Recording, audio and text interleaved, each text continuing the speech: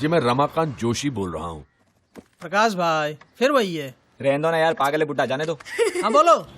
ये 1970 में Huggies diaper का क्या भाव था जी? 1970 में डायपर का भाव 60 पैसे था। 60 पैसे लिख लो और दोबारा फोन मत करो प्लीज यहाँ पे। जी 1978 में चौथी क्लास के बाल भारती किताब का भाव क्या था? यही ना, 3 रुपए 40 पैसे था। 340 लिख ले और फोन करके जान करना बंद कर दे। हेलो जी मैं रमाकांत जोशी बोल रहा हूँ। ये 1998 में बारात वाली घोड़ी का क्या भाव था? अरे बाबा 3000 था, 3000। घास मिला के ना? हाँ घास के साथ।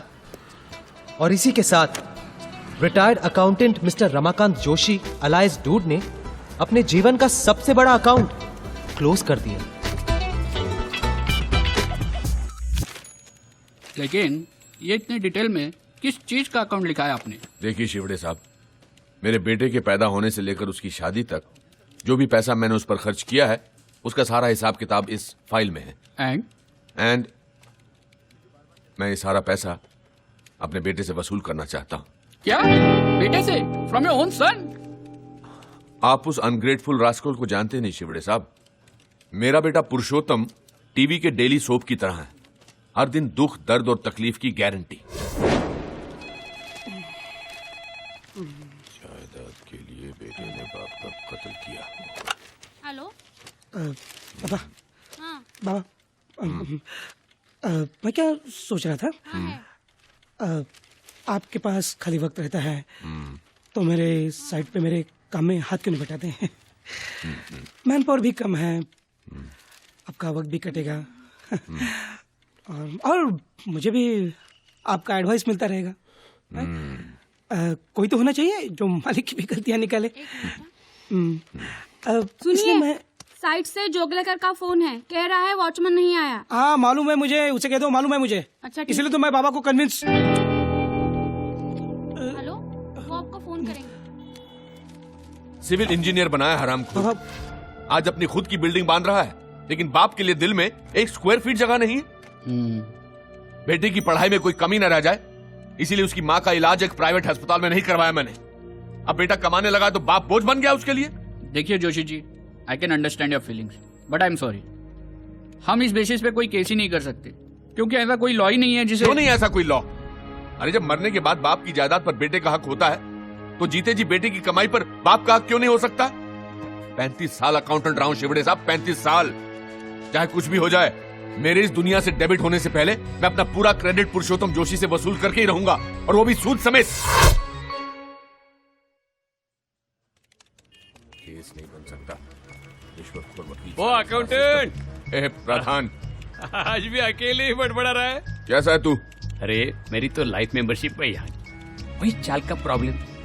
कभी फुर्सत में बैठेंगे तो डेवलपमेंट बताता है और साथ में 2-3 पैक टकाटक चाय भी मारते हैं। क्यों चाय सोमरस बंद कर दिया क्या? कुछ दिन के लिए। वैसे तो यहाँ मतलब पुरुषोत्तम का अकाउंट क्लियर हो गया लगता है। हाँ लेकिन वकील कहता है कि केस नहीं बनेगा। अरे ये लॉयर्स 1 नंबर के लायस होते हैं, तू फिक्र मत कर यार, कुछ न कुछ हम करेंगे।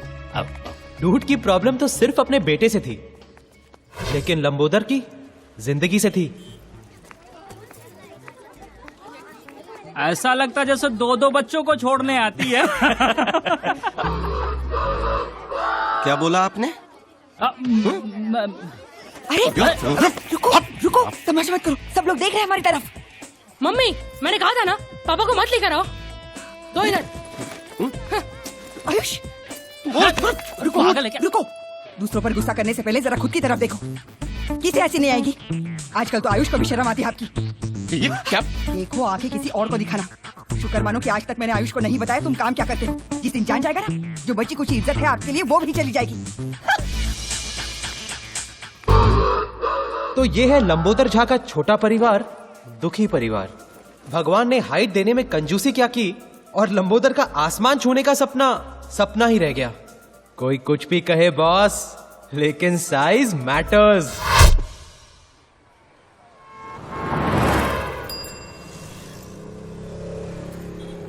हेलो। यू सब ठीक है ना? कैसे हो भाई? क्या कहा तुमने? अरे नहीं, वो बस यूं ही आप रोज की तरह लाइन में खड़े होते हैं, इसलिए मैंने आपको हाई कह तो दिया। इतने सारे लोग लाइन में खड़े हैं, इनको क्यों नहीं स्माइल किया, क्यों नहीं हाई किया? नहीं बस अरे क्या कर रहे हैं? अपने कम कद के फ्रस्ट्रेशन ने लंबोदर को कुछ ज्यादा ही अग्रेसिव बना दिया, और स्पेशली लंबे लोगों को देखकर तो उसका दिमाग कुछ ज्यादा ही खराब हो जाता। लेकिन लंबोदर की लड़ाई सिर्फ ऊंचे कद वालों से ही नहीं थी, अपनी किस्मत से भी थी। देखिए मिस्टर झा जी, मैंने आपकी कुंडली देखी है। हाँ। बाकी तो सब ठीक है, लेकिन अगर आपको आपके जीवन में कुछ परिवर्तन लाना है जी तो आपको आपके सरनेम का अंत में अक्षर जोड़ना होगा। जी झा के बाद हाँ।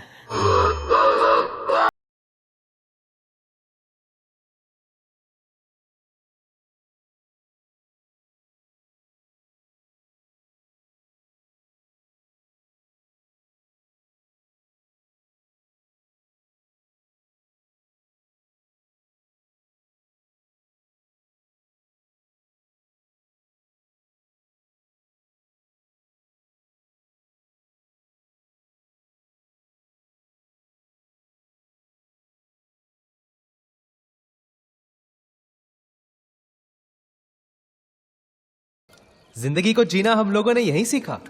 हमारा आर्ट ऑफ लिविंग का क्लास मतलब दारू का खंबा और 3 ग्लास। जिंदगी जीने का इससे सही तरीका और क्या हो सकता है? ये ले भाई, कभी तो हाथ धोया कर। माँ बाप ने इतना भी नहीं सिखाया? सिखाया ना कि बेटा लंबोदर हाथ पे सुसु नहीं करनी चाहिए।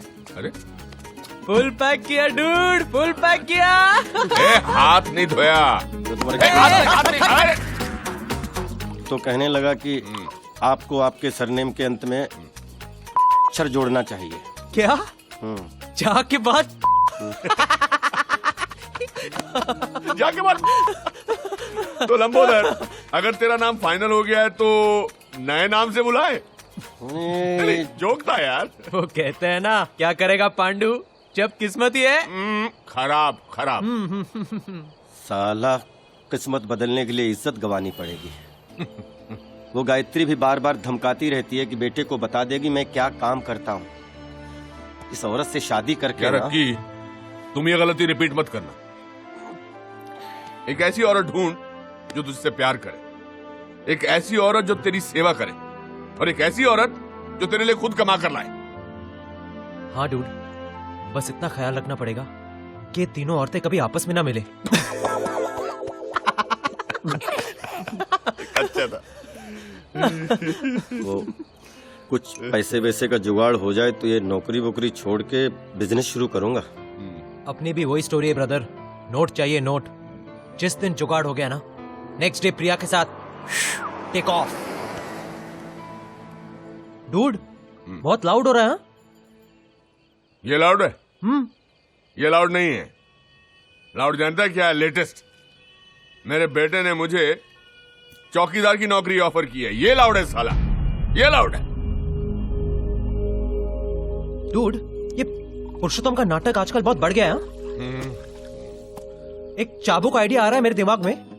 एक दिन ना मजबूत बजाते हैं उसकी। एक दिन क्यों, कल ही कान के नीचे देता हूँ। बहुत दिन हो गए वैसे यहाँ साफ किए हुए। कान के नीचे तू लंबोदर, तू, मुझे नहीं लगता तेरा हाथ उसके कान तक पहुंचेगा। अच्छा था दोस्तों, अच्छा था। बट सीरियसली डूड, इस पुरुषोत्तम का कुछ ना कुछ तो करना पड़ेगा। ए, जाके बात वो बॉटल देना उधर से। ये भी अच्छा था।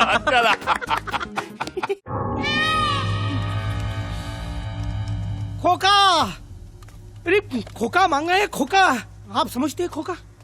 1 करोड़। बेटा गलती से रॉन्ग नंबर लग गया होगा, और मुझे लगता है खोका नहीं, कोका कोला मांगा होगा। अरे बाबा, दुबई से फोन आया था, दुबई से। हम कब आते हैं कब जाते हैं पूरी इंफॉर्मेशन है उनके पास। यहाँ मेरी पूरी एक तो किसी की नजर में ना, इसलिए इतना पैसा कमाने के बाद भी इस मिडिल क्लास सोसाइटी में रहते हैं। फिर भी पता नहीं कैसे फोन आ गया। आज की तारीख में बिल्डर होना ही गुनाह है। दवाई। हाँ। मैं तो कहती हूँ आपको पुलिस में जाना चाहिए। वाह, वो कंजूस रसिक लाल ने भी यही गलती की थी। आज स्वर्गलोक कंस्ट्रक्शन का मालिक खुद स्वर्ग में सेटल है। मैं कुछ साल धरती पे ही रहना चाहता हूँ।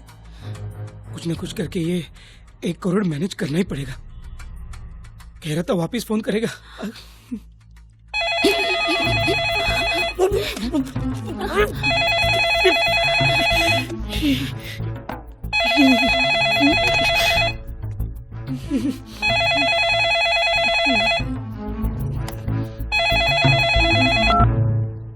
हेलो, ये चिरकुट हाय हेलो करने के लिए फिर से फोन नहीं किया। पैसे कब दे रहा है बोल। देखिए, मैं पुरुषोत्तम का पिता बोल रहा हूँ, रमाकांत जोशी। दरअसल पुरुषोत्तम के पास इतने पैसे नहीं हैं। क्या नाम बोला तूने? जी, रमाकांत जोशी। आप पहले ईरानीवाड़ी में रहते थे क्या? जी हाँ, लेकिन अरे जोशी काका, मैं गजलुल रहमान, आपका गजलू। गजलू? अरे गजलू, गजलू बेटा, इतने सालों बाद। हाँ, याद है ना? अरे तुझे कैसे भूल सकता हूँ, तू तो बचपन से ही आउटलाइन का लड़का था। लेकिन इतना बड़ा गुंडा बनेगा ये कभी नहीं सोचा था, वो भी एनआरआई। क्या काका आप भी? अच्छा ये सब छोड़, ये बता कि तेरा गजलों का शौक अभी भी है कि नहीं? अरे वो कैसे छूट सकता है काका, अभी 2 दिन पहले ही मेरे घर पे जगजीत सिंह का प्रोग्राम रखा था ना। क्या बात कर रहा है? और क्या, पहले 3 गानों के लिए सर पर घोड़ा लगाना पड़ा, फिर बाद में वो मूड में ही छा गया। तू बिल्कुल नहीं बदला। अरे कितनी बार समझाया कि ये रिस्क वाला काम मत किया कर रहे। अरे कैसे छोड़ू काका, जॉब सेटिस्फेक्शन बहुत है ना। Job satisfaction? लेकिन आज लोचा हो गया काका। क्यों, क्या हुआ? आपके घर पे फोन किया, आपके गजलू को माफ कर दो। हाँ, गलती हो गई। माफी क्यों मांग रहा है? मैं समझता हूँ। वैसे काका, आपको कोई तकलीफ दे रहा है तो बोलना। तकलीफ? तकलीफ तो दोनों दे रहे हैं। कौन दोनों? एक आर्थराइटिस और एक अस्थमा। काका, तकलीफ मतलब भाई लोग की तकलीफ। अरे नहीं, हम लोगों को ऐसा क्या। खैर, फिर भी कोई बात होगी तो मैं जरूर तुम्हें बताऊंगा। काका, अभी फोन रखता है क्या? पाए लागू। अच्छा बेटा, जीते रहो। पापा, आप नहीं होते तो मेरा तो 1 करोड़ गया होता ना। अरे ऐसे कैसे जाने दूंगा? रखवाली करना मेरा काम है, आखिर वॉचमैन जो हूं।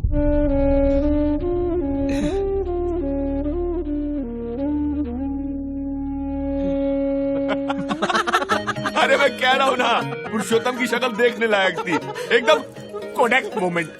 बोला बाबा आज के बाद मांग कर सिगरेट नहीं पिएंगे। ऑसम डूड, एकदम हाई फाई। तूने भी क्या आवाज निकाल कर बात किया? फुल विकेट गई होगी ना पुरुषोत्तम की? अरे बिल्कुल, मैंने तो इतना डरा वो उसे सुहागरात वाले दिन भी नहीं देखा था। लेकिन काका, तेरा बेटा तो तेरे से भी ज्यादा डरपोक निकला। अरे मैं तो 2 बार सोचता, वो तो एक पांव पर खड़ा हो गया 1 करोड़ रुपया देने के लिए। यार तैयार हो गया? हाँ। क्या टेप लगा रहा है? नहीं, सच कह रहा हूँ। बोला कि पुलिस के पास में नहीं जाऊंगा। तुम देखते ना बात करते उसे। काका 1 मिनट, वो 1 करोड़ देने को तैयार है, पुलिस के पास भी नहीं जाएगा। काका की फाइल में भी तो पुरुषोत्तम का हिसाब किताब कुछ 1 करोड़ ही बनता है ना। तो क्यों नहीं, मतलब हेलो ब्रदर, क्यों नहीं हम सीन लाउड हो रहा है? हाँ, फोन करके बजाई ना उसकी। डूड सिगरेट का पैकेट जेब में लेकर शाइनिंग कर रहा है ना, तो बस इस आइडिया को ना इधर ही धन्यवाद करो। क्या तुम लोग एक्चुअली एक्सटॉर्शन के बारे में सोच रहे हो? अरे एक्सटॉर्शन नहीं यार, इन्वेस्टमेंट है जो मेरे बेटे पर मैंने की है। तो डूड एक्सेप्ट करो कि कभी कभी इन्वेस्टमेंट्स डूबती भी है। अरे इतना अच्छा मौका मिल रहा है पैसा कमाने का, तू जो है। देखो भाई, अगर मेरी शादी प्रिया के साथ नहीं हुई ना, तो मेरी जिंदगी भी तेरी तरह झाके बाट हो जाएगी। पैसे की जरूरत मुझे भी है, लेकिन इस तरह धमका के पैसे निकालने वाले हम कोई क्रिमिनल थोड़ी ना है। ठीक कह रहा, बिल्कुल ठीक कह रहा। अरे ठीक कह रहा है ना, जिंदगी भर की कमाई हुई इज्जत जाने से बेहतर है कि अपनी कमाई चले जाए। और वैसे भी पुरुषोत्तम का डरा हुआ चेहरा देखकर मेरा 1 करोड़ रुपया वसूल हो गया। वैसे डूड, नाम माइंड ब्लोइंग था ना, गजलुल रहमान। माइंड ब्लोइंग कहाँ से मिला? बांग्लादेश के किसी क्रिकेटर का नाम क्या बात कर रहा? वैसे इसका नाम फजल है। अब इसने इफेक्ट के लिए गजल कर डाला।